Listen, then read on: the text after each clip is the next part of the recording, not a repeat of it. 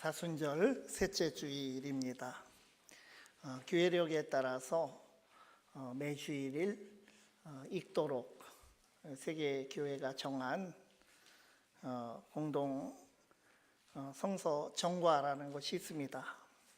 이 사순절 셋째 주일에 읽도록 정한 성경 본문은 복음서에서는 수가성의 우물가에서 사마리아 여인을 만난 그 요한복음 4장 말씀, 서신서에서는 환난은 인내는 소망을 이룬다 하면서 우리가 연약할 때, 죄인이었을 때, 원수되었을 때 하나님께서 예수 그리스도를 우리에게 보내셔서 하나님의 사랑을 확증하셨다는 로마서 5장의 말씀, 그리고 오늘 구약에서는 오늘 본문 출애굽기 17장 1절에서 7절 말씀이 읽도록 되어 있습니다. 성서의 핵심을 3년 정도 주일마다 이렇게 돌아가면 성서의 핵심을 한번 읽을 수 있도록 그렇게 성서 정과가 이루어져 있습니다. 이 출애굽기 17장에는 이스라엘 백성이 르비딤이라는 곳에 출애굽해서 여정 가운데 르비딤이라는 곳에 이르렀을 때 일어난 두 개의 사건을 기록하고 있습니다. 첫 번째 사건은 오늘 본문에 나오는 7절까지의 말씀, 반석에서 물이 솟아나온 무리바 사건이고, 두 번째는 모세가 손을 들고 기도하면 승리했던 그 아말렉과의 전투입니다. 이 사건들은 이스라엘이 아직 사실은 민족의 이름도 없던 시절, 시내산에서 언약을 맺고 하나님의 백성으로 이제 정식으로 출발하기 이전에 홍해를 건너서 출애굽 초기 광야길에서 일어난 사건들입니다. 사순절 우리가 첫 주일에 광야에 관한 말씀, 예수님이 빈들을 광야에서 먹을 것이 없는 7,000명에게 양식을 베푸신 기적의 말씀을 나누었는데, 오늘 이 사순절 셋째 주일 본문에 나오는 하나님께서 신광야에서 떠나 르비딤에 이르러 물이 없는 백성에게 생수를 베푸신 기적은 이 반복되는 하나님의 은혜의 인도하심을 우리에게 이 말씀을 통해서 간접 경험케 해주시는 사건들입니다. 이 광야길을 가는 하나님의 백성의 여정은 우리가 믿음으로 걸어가는 인생길에서 자주 마주치는 고난과 시련과 극복의 여정에서 하나님의 인도하심과 우리의 신앙 자세에 관해 통찰을 제공합니다. 하나님은 이 출애굽기 본문을 통해서 우리에게 무엇을 말씀하고 계십니까? 인생이라는 광야에서 부족하고 또 결핍한 이 상황은 우리로 하여금 누군가를 탓하며 돌을 들게 만드는 것입니다. 그때 먼저 우리의 입이 반응하고 말과 언어가 변하게 됩니다. 감사의 말이 불평의 말로 변하고, 기쁨의 마음은 원망의 마음으로 변질이 됩니다. 그러나 하나님께서는 원망의 소리를 부르짖는 기도로 바꾸어 주셨습니다. 하나님께서는 백성들의 원망의 돌을 든 그 폭력의 손을 꺾으시고 생수의 반석으로 은혜를 열어 주셨습니다. 광야에서 마주친 문제에 대한 반응으로서 그 기도, 그리고 이를 듣고 해결해 주시는 하나님의 은혜를 말씀을 통해서 함께 발견하시기를 바랍니다. 첫 번째는 광야의 문제는 결핍의 문제가 아니고 원망의 말이 문제입니다. 광야는 결핍의 자리이면서 동시에 은혜의 자리입니다.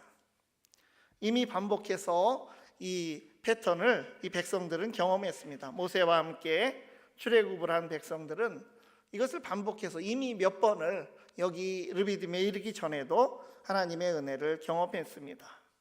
바로 앞에 출애굽기 16장을 우리가 보면 광야의 결핍을 마주한 그들의 반응은 늘 동일하였고, 또 그에 대한 하나님의 은혜도 여전하고 신실하고 또 하나님의 은혜를 경험케 하셨습니다. 광야라고 하는 곳은 쓸모 있는 것은 거의 없는 부족과 결핍의 장소이지만, 사실 더 정확히 말한다면 거기에 대한 반응, 해석의 장소라고 할 수 있습니다. 믿음으로 어떻게 해석하고 또 그것을 받느냐가 판가름 나는 곳이 이 광야의 현장입니다. 이스라엘은 신광야에 이르러 배고픔 앞에 섰습니다. 그 16장을 보면 여기 지금 17장은 갈증이지만 16장은 배고픔 앞에 섰습니다. 그런데 문제는 먹을 것이 없다고 하는 그 사실 자체가 문제가 아니라는 것입니다. 배고픔이 오니까 그들의 말이 바뀌고 그들의 기억이 바뀌고 하나님을 바라보는 시선이 바뀌었습니다. 그래서 이 광야는 그저 우리의 육체를 시험하는 무대이기 전에 출애굽의 경험, 그 구원의 경험을 한 이후에 드러난 불신의 마음이 비추어지는 그러한 거울이 되는 곳이 광야라고 하는 것입니다. 광야는 백성들의 기억이 시험드는 곳이고 그러므로 말이 바뀌는 곳이 되었습니다. 우리 16장 앞으로 가서 2절, 3절 말씀을 보면 이스라엘 자손 온 회중이 그 광야에서 모세와 아론을 원망하여 이스라엘 자손이 그들에게 이르되 우리가 애굽 땅에서 고기 가마 곁에 앉아 있던 때와 떡을 배불리 먹던 때에 여호와의 손에 죽었더라면 좋았을 것을 너희가 이 광야로 우리를 인도해 내어 이 온 회중이 줄여 죽게 하는도다. 이 원망이라고 하는 것은 전염이 됩니다. 온 이스라엘 자손이 모세와 아론을 원망했습니다. 그들의 원망은 단순히 배고프다고 하는 정보를 전달하고 또 그것을 해결해 달라는 요구의 말이 아니라 신뢰가 무너지는 언어로 변화가 됐습니다. 원망이 공동체 안에 다 퍼지게 되니까 홍해를 건넌 기적을 경험한 후에 모세의 노래 또 미리암의 노래 그 찬양하며 예배하였고 또 마라의 쓴물을 단물로 바꾸어 주셨을 때 또 엘림 그 이후에 엘림에서 그 오아시스를 경험하게 하실 때 그 하나님을 높이고 찬양하였던 그 예배의 언어가 이제는 불평의 말로 변화가 되었습니다. 이제는 하나님께 말하는 법을 잃어버리고 그저 주변을 보며 사람에 대한 공격과 책임을 전가하는 말이 그들에게 활성화되었습니다. 백성의 기억도 이렇게 되니까 과거의 기억을 그 고난을 좋은 것으로 다시 포장하게 됩니다. 기억이 왜곡되고 과장되게 변했다는 것입니다. 이 16장 3절에 어떻게 애굽의 노예 시절을 어떻게 묘사했습니까? 고기 가마 곁에 앉아 있었던 때, 배불리 먹던 때로 그들은 기억을 합니다. 그들은 노예의 상태였습니다. 노예의 삶이 마치 자신들이 호의호식하면서 풍성한 누가 차려진 공짜 식탁만을 제공받은 것처럼 미화하고 있습니다. 그러나 민수기 11장 5절의 기록을 보면 그들이 그리워한 식사는 실제는 생선과 채소와 마늘 같은 평범한 노동자들의 식탁이었음을 성경은 기록하고 있습니다. 광야의 결핍이 과거의 기억을 과장하게 만들어서 과거가 좋았던 것처럼 말하는 그런 그들의 모습입니다. 본래는 이집트의 파라오 밑에서 압제를 당하던 그 채찍에 맞으며 참 의도적으로 민족의 번성을 막으려고 부실한 재료를 주면서 성을 건설하라고 하고 그 힘겨운 노동을 하던 땅이었는데 지금 이 상황에서 그것을 바라볼 때 갑자기 그립고 안전한 곳인처럼 탈바꿈되는 이런 과거 기억의 왜곡이 일어나는 그들의 모습입니다. 하나님의 구원이 출애굽으로부터 시작되었건만 노예 근성을 쉽게 탈출하지 못한 이 백성들의 심리 상태가 반영이 된 것입니다. 이 17장으로 돌아와서 이제 르비딤이라고 하는 곳에 이르러서 경험한 광야도 정작 문제는 물이 없는 현실 그 자체가 아닙니다. 그 결핍과 목마름의 현실이 기억을 바꾸고 언어를 바꾸면서 상황이 더 치명적으로 변해버린 것입니다. 목마름이 육체에 퍼지게 되자 이 백성들의 마음은 요동칩니다. 처음에 출애굽 백성 공동체는 물을 달라고 외쳤지만 이제 곧 언어가 금방 바뀝니다. 지금 백성은 사실 제대로 길을 가고 있는 거죠. 온회중이 어떻게 진행하고 있는지 1절에 나와 있습니다. 이스라엘 자손의 온회중이 여호와의 명령대로, 그리고 신광야에서 떠나 그 노정대로 행하였다. 그래서 착착 잘 가는 것입니다. 여호와의 명령대로 잘 가는 중이고 가나안 땅을 향한 노정대로 착착 가고 있었습니다.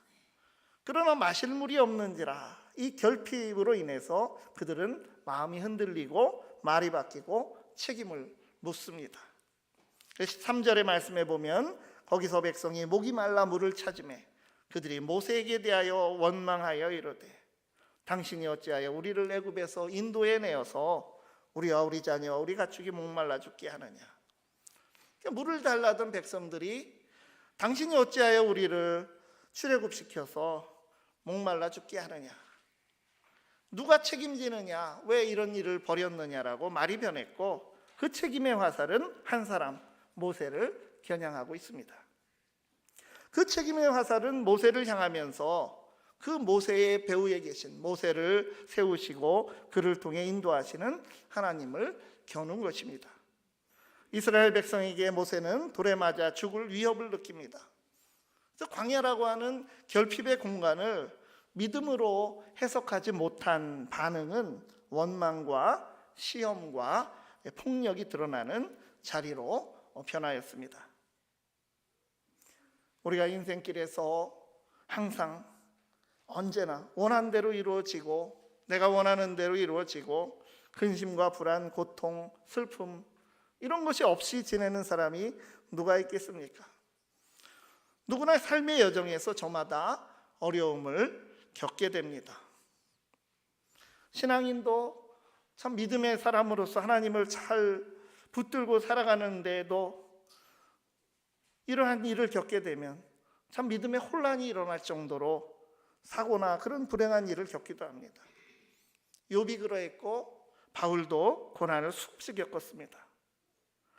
살면서 고난을 겪는 것은 신앙인이나 비신앙인이나 차이가 없습니다. 중요한 것은 고난에 반응하는 모습입니다. 믿음의 사람과 믿음이 없는 사람에게 분명한 차이가 있습니다. 믿음 없는 이들이 하나님을 시험하였고 그곳 이름은 마사가 되었습니다. 의심하는 백성이 하나님과 다투고 논쟁했으므로 그것을 무리바라고 했습니다. 우리의 반응을 어떻게 그 고난 가운데서 그러한 걸림돌 가운데서 할 것인지 그것이 우리에게 믿음의 과제로 늘 주어지고 있습니다.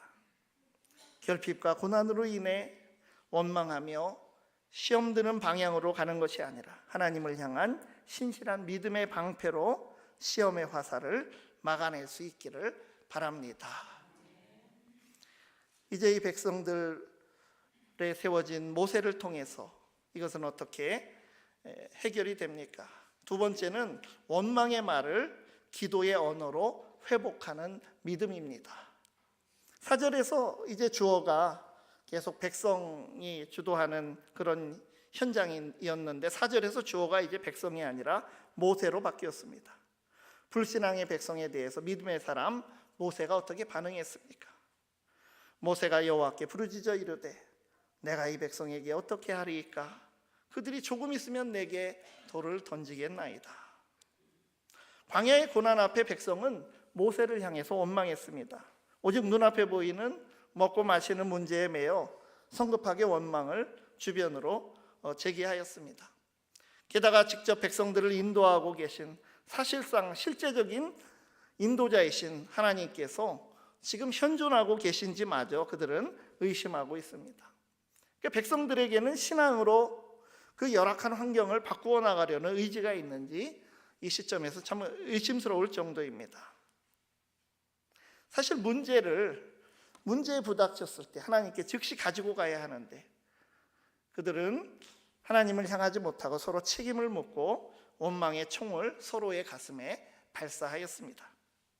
하나님을 향하지 못한 말이 앞으로 좌우로 뒤로 수평으로 흩어져서 원망의 말이 퍼져나갔습니다. 바로 그 현장에서 반면 하나님의 사람 모세는 하나님께 부르짖습니다. 모세의 말은 방향이 하늘을 향해서 수직으로 나아가고 상달되고 응답을 받습니다. 그래서 모세의 부르짖음은 그저 감정의 배출이 아니라 신앙의 결단에서 나온 것입니다. 우리는 고난을 마주할 때 그저 나의 감정에 대한 결과로 반응으로 원망의 말을 하는 것이 아니라 기도의 언어로 바꿀 줄 알아야 합니다. 그런 점에서 모세는 하나님과 백성 앞에서 중재자의 자리로 서 있지만 자신이 직접 해결하는 해결사가 아니라 백성의 잘못된 말을 하나님께 들고 가는 기도로 옮겨 말할 수 있는 영적인 번역자, 해석자와 같습니다. 사람의 말이 사람에게 상처를 주는 상황에서 모세는 그의 말을 하나님께 들고 갔습니다.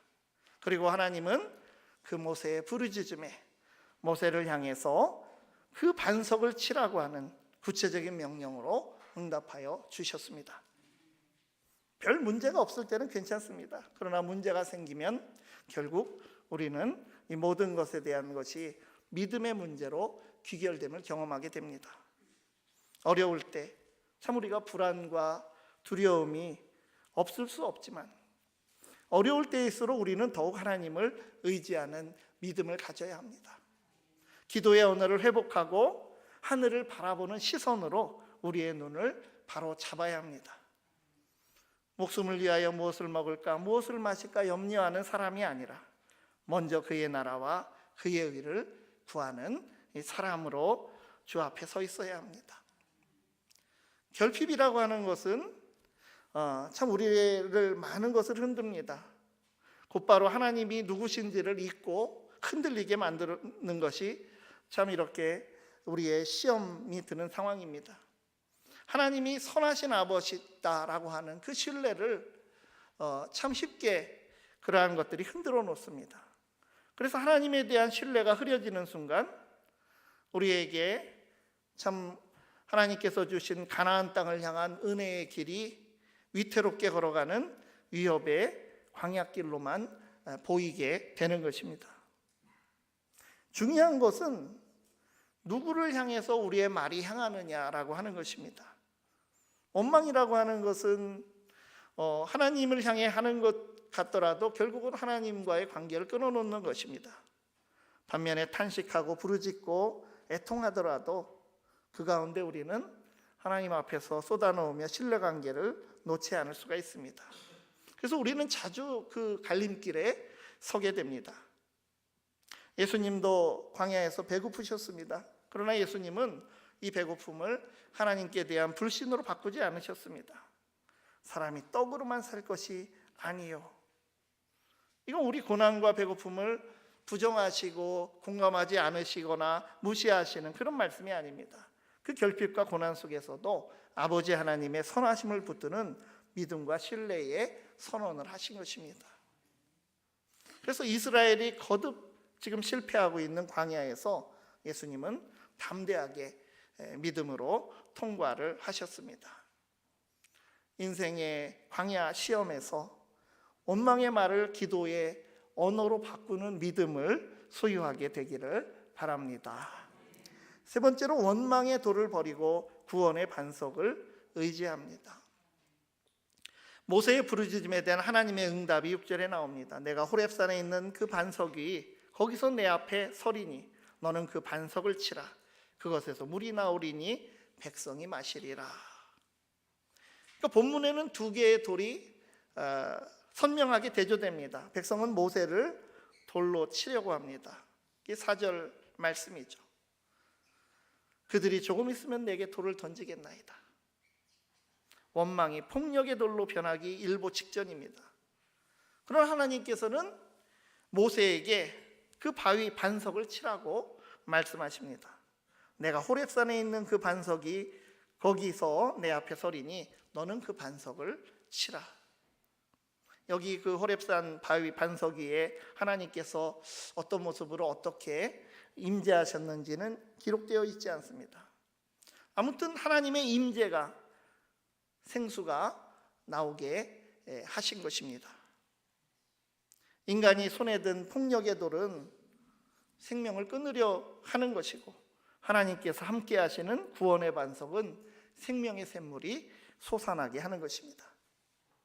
사람의 원망과 분노는 그로부터 시작해서 예수님의 말씀처럼, 거기서 벌써 살인이 시작했다고 하는 말씀처럼 죽이려 하고, 하나님의 은혜와 명령은 많은 사람을 살게 하셨습니다. 그래서 물은 그냥 돌에서 나오지 않고 하나님이 지정하신 그 반석에서 나왔습니다. 하나님이 거기서 내 앞에 서시겠다고 하신 그 임재하신 그 반석에서 물이 나온 것입니다. 바울이 이 말씀을 해석을 했습니다. 고린도전서 10장 4절의 말씀에 보면 그 반석은 곧 그리스도시라. 유대인들의 말씀, 고린도전서 10장 4절에 보면 그들을 따르는 신령한 반석, 이렇게 돼 있는 것을 보는데, 유대인들은 반석이 광야 여정 내내 자신들을 따라왔다고 믿음으로 고백하고 있습니다. 과연 하나님의 임재하심이 함께하였죠. 하나님의 동행하심이 따라왔으니 이것은 맞는 말입니다. 바울은 바로 그 반석이 그리스도시라고 신약 성경을 통해서 다시 해석하고 선언을 했습니다. 모세가 돌의 위협 앞에서 하나님 앞에 부르짖었고, 예수님은 세상의 거절과 폭력을 온몸으로 받으셨습니다. 그리고 예수님은 채찍으로 맞으며 내치심을 당하셨고, 그 예수 그리스도께서 생명의 물, 그분에게서 생명의 물, 곧 살리는 은혜가 흘러나와서 우리가 그 은혜를 입은 것입니다.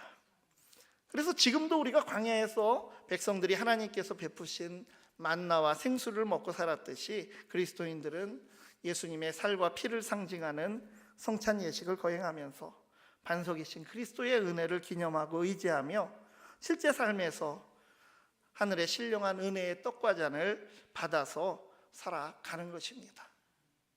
이 광야 여정 무리바에서 목격된 장면은 오늘 우리 인생 여정에도 반복되고 있습니다. 자, 분노가 우리의 언어를 점령한 시대입니다. 부족한 자원, 그것을 서로 뺏겠다고 또 전쟁이 벌어지는 시대입니다.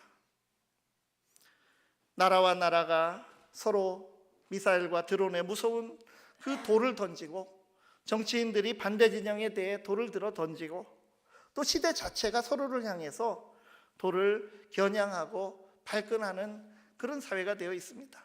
사회에서도 이웃 사이에도 또 교회도 예외가 아닙니다.